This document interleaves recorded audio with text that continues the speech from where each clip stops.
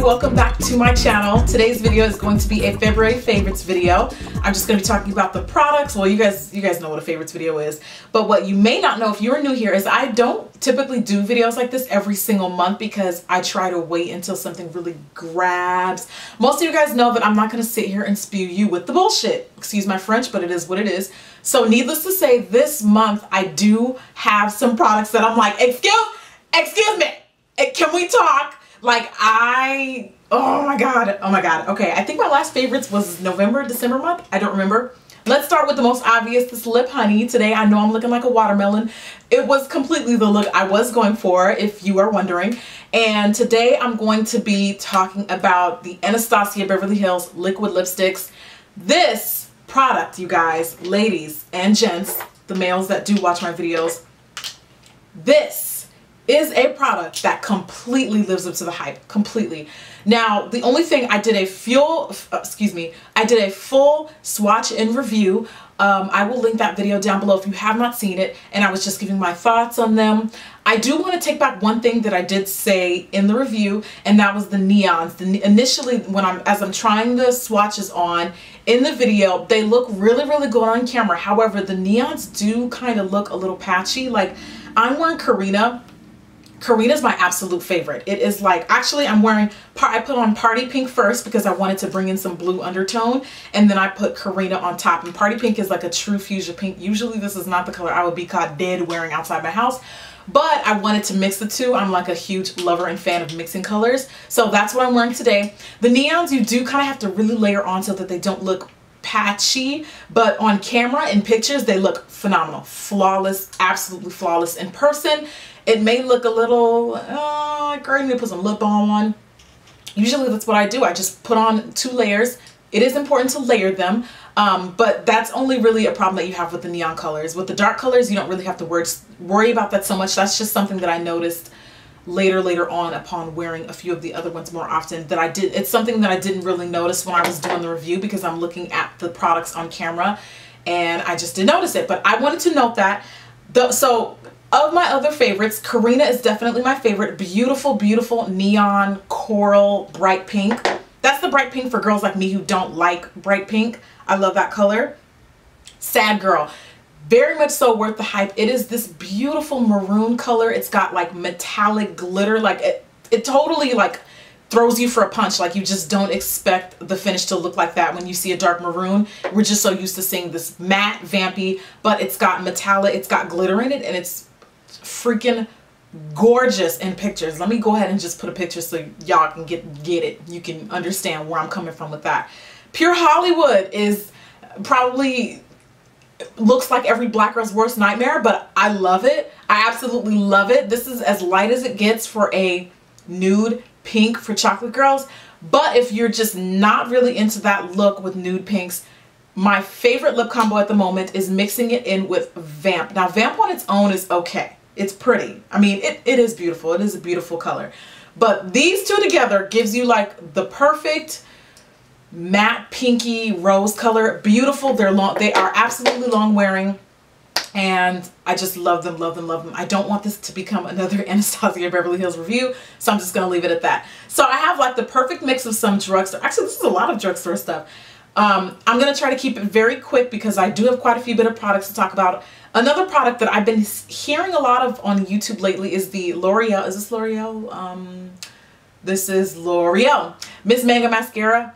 This mascara is so off the chain. The one thing that I can say is the tip of the brush, it starts to look a little gunky, but this is a bomb mascara. Like, you want separation, you want plumpness, you want length.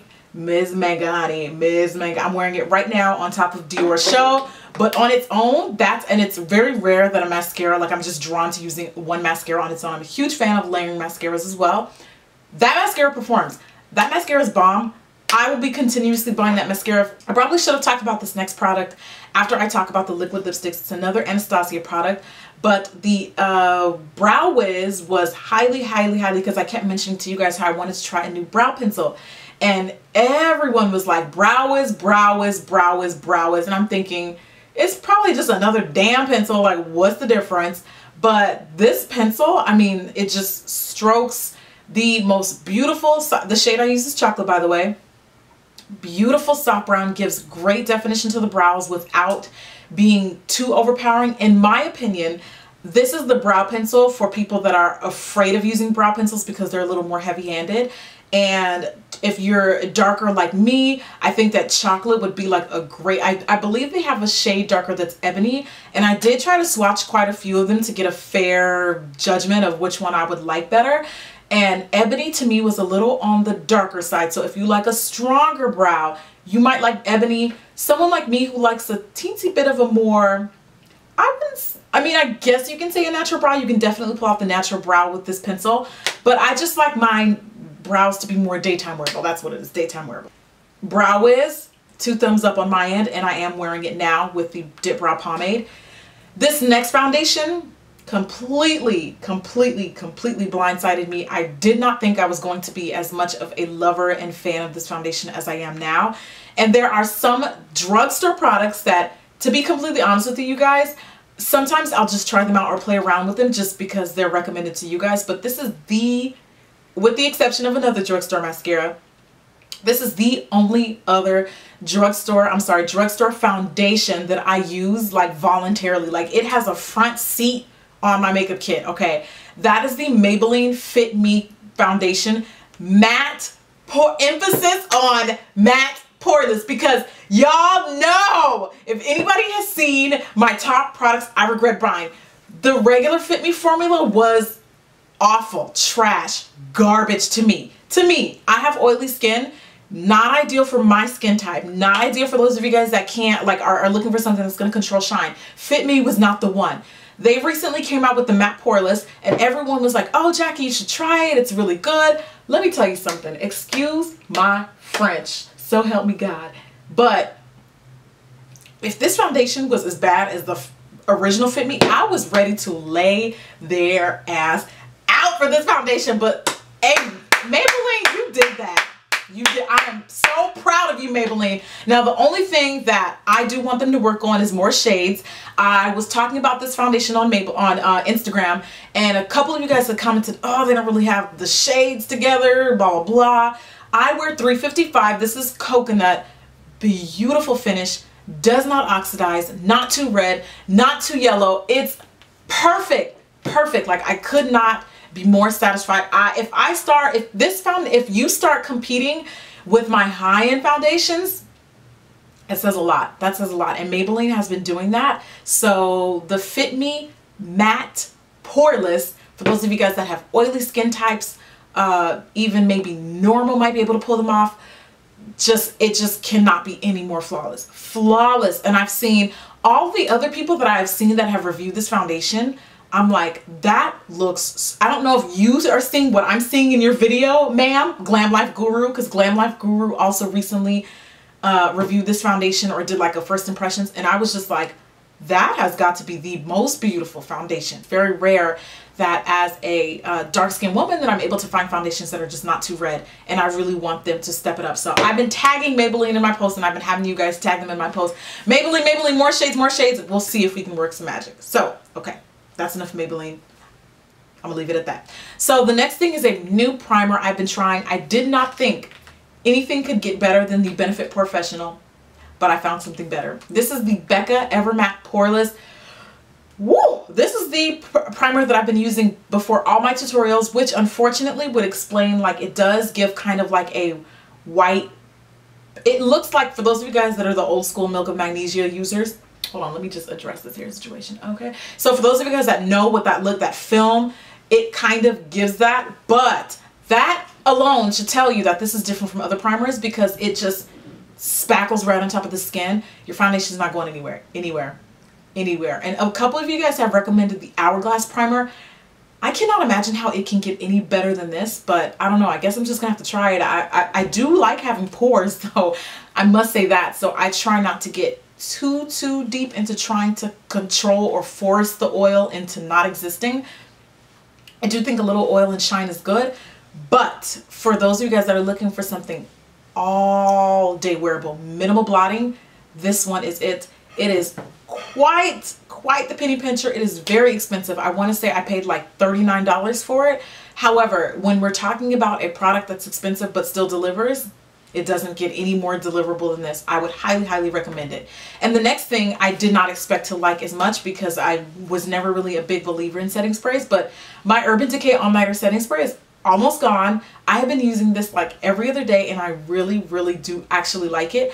I'm not sure if it's just the products that I'm using like in combination with the setting spray or if it's the setting spray itself, but I feel like I really have the flawless long wearing face thing down packed now between the primer, the foundation, and then finishing off with this. I just feel like I've been good lately. So good. I really, really like that setting spray. Another product that I have from Becca is their Shimmering Skin Perfector. I have tried one of the liquid ones. I think it's Topaz, the shade that I have, and it's beautiful, but I don't really use liquid highlighters on a daily basis. So if you want to talk about a powder one, I went out and I got Rose Gold. Again, Becca is not at all a product for people that are looking for something to be in it. It is very much so a high-end, very expensive range of products. However, if you're going to spend a lot of money on a product, it has to be worth the value, correct? Correct. Becca's products are highly, highly, highly, highly, highly, highly, highly worth the price. Highly worth the price. This Rose Gold primer is the most beautiful pink primer that I've been using lately, period. It is super finely milled. It just, and I'm wearing it today. Am I wearing? Yeah, I am wearing it today. But just, oh my God, beautiful on dark skin. It doesn't read too ashy. I know sometimes when people try to do the silver on dark skin, it just doesn't translate well, can look muddy, and it can look like literally like ash, but that product will not do that at all. It's like just the perfect rose gold highlighter, and I've just been using it a lot lately, like a lot. A couple of you guys had recommended to me the Sonia Kashuk Neutrals palette. This hands down is, did I talk about this in my favorite eyeshadow palettes? I think I did. This right now is my favorite palette, period. Because on a daily basis, yeah, makeup game on point, but I'm also simple girl on point. Like, I'm just very minimal. I like muted tones. I like skin tones.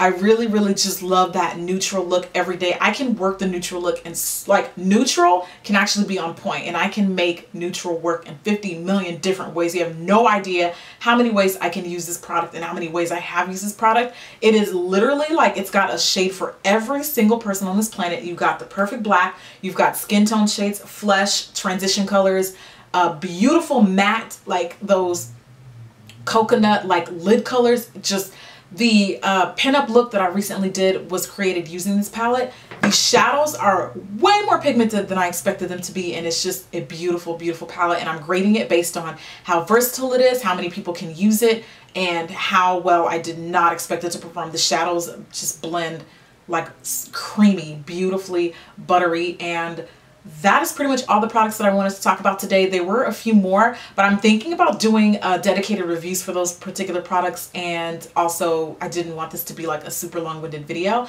But that is pretty much all I wanted to talk about today. Thank you guys for joining me in today's favorites. I'm sorry if I seem like all over the place. First of all, I'm kind of hungry, and I just get really excited when I get to talk about these products. And yeah, I will see you guys at the next video. And by the way, thank you guys so much for all of the positive feedback and just engagement into the Black History series we did last week. I know I'm kind of sad it's over too, because it was so much fun just doing the wigs and stuff and blah blah. And you know what? I would like to think that I do a pretty good job at celebrating not only Black history, but Black empowerment all year round. So don't feel like we only get that 1 month or that 1 week I was doing the series. We do this all year round, honey, and we will continue to do so. So again, thank you for watching. I will see you at the next video. Bye.